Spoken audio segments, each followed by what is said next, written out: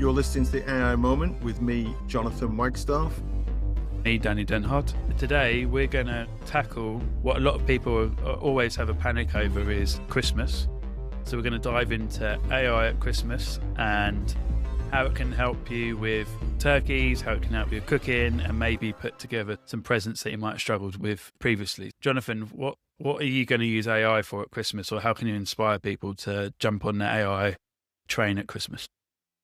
Well, I think this is down to, we both talked about Ethan Mollick, haven't we? And one of his 4 rules of AI is use it for everything you can.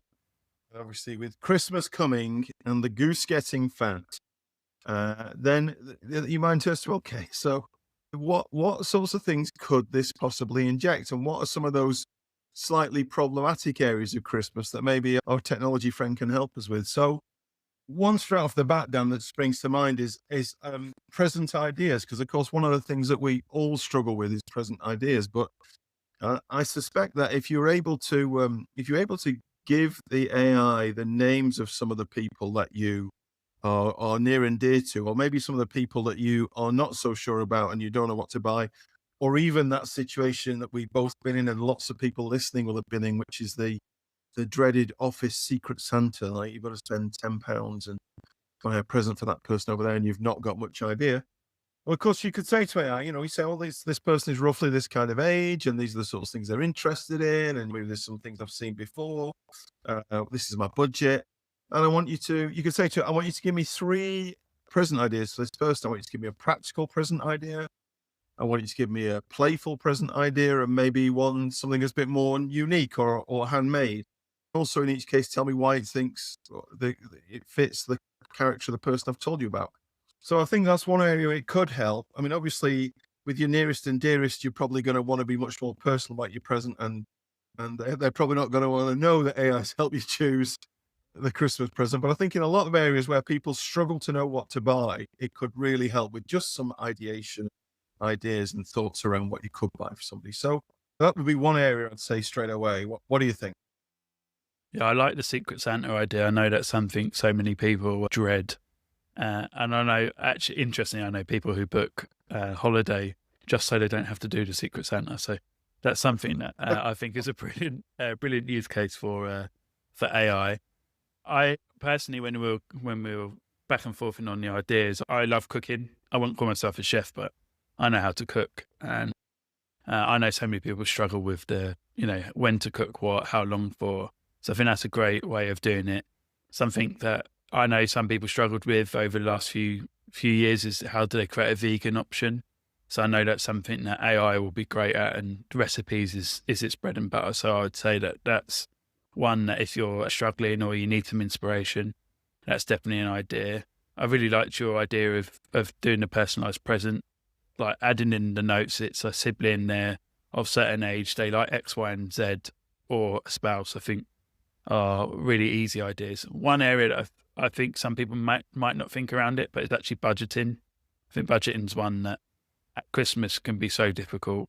So actually saying Christmas is going to be tight this year, it's really important that I stay under X amount of hundred or pounds worth of budget. Can you help me out a little bit there? And basically put in the presents, and it can work out how much and what it should buy. And as most men can struggle with ideas, some of the personalised ones don't cost as much, but are well received. They're just a few ways. Looking to the future, and it doesn't necessarily apply so much in the UK yet, but in the US, a lot of the LLM tools have rolled out pricing and helping agentically. So you put a price in for a product, it keeps an eye on it, and it tells you when it's dropped, and you can say go and buy it at that price. So Google have rolled it out in the US as a test. OpenAI and ChatGPT have got buy it now buttons and some of that. So there are all ways I know people will have huge benefits of AI at Christmas. Yeah, I think you're right. I was just thinking, as you were saying there, that this time next year, I think we'll have moved a long way with the buy it now button stuff within AI. So I think you may well be creating your present list next year, and it may well be agentically helping you order those things and get them delivered. I really love your thing about vegan Christmas as well. And I think that extends across to diets like gluten-free. So, if you've got a lovely Christmas recipe that you found there's something you want to do, but you've got a gluten-free person around the table, then maybe AI can help you, or I know it can help you. Say, like, can you reformat this recipe for a gluten-free diet or any other specific diets that people have had? So it's great at that kind of thing. And I think linked to that, Dan, I mean, there's a, I think it's very, very good at doing stuff like, so if you turn up on Boxing Day and you've got the various leftovers, I mean, this is my favorite part actually, is eating the leftovers on Boxing Day. I think I like that better than the Christmas dinner. But you could feed what's in your fridge into the eye. So like, I've got so much of this, I've got so much turkey left, I've got so many sprouts left, whatever. And ask it for some, give me 3 creative dishes that I can cook up in 20 minutes. Give me step-by-step instructions and, tell me what I can do with it. And that becomes a way of making the leftovers a little bit more exciting maybe, and doing something clever with them. So you don't like the turkey curry on Boxing Day then? Oh, no, I know. That's usually about the 27th, I think. That's when when we're down to we've eaten all the bread sauce has gone, all the sprouts have gone, the little sausages and pigs in blankets and everything. And then last of all, we have the last bit of the turkey curried up there. So I'm not suggesting any family abandons any of their traditions. I think we could just augment some of the things that people do maybe, or using AI to think about some of the bits around Christmas. Yeah, I love So the. I guess link to that, Dan, I'd say, what if I could get the AI vendors to give you a Christmas present, what Christmas present would you like AI to give you this year? What would you like there to happen in the world of AI? My Christmas my present Santa to wish them. list is stacked full, so I'll give you a few ideas. I'd love it to remove some hallucinations, a few more, because I think Yeah. some are getting better, some are getting worse for it. I'd love to be able to send a task via I use Apple products, to share it via the dock and say, complete this task in Gemini or Claude. And then it just goes off and takes action, whereas I have to go between apps and stuff like that. I think it's still a faff for a lot of people. Scheduling tasks, I think, is something that has to happen. So Santa Claus and your little helpers, please make that a thing for me. And then just one other thing I think that could be a game changer is better AI integration in messaging apps.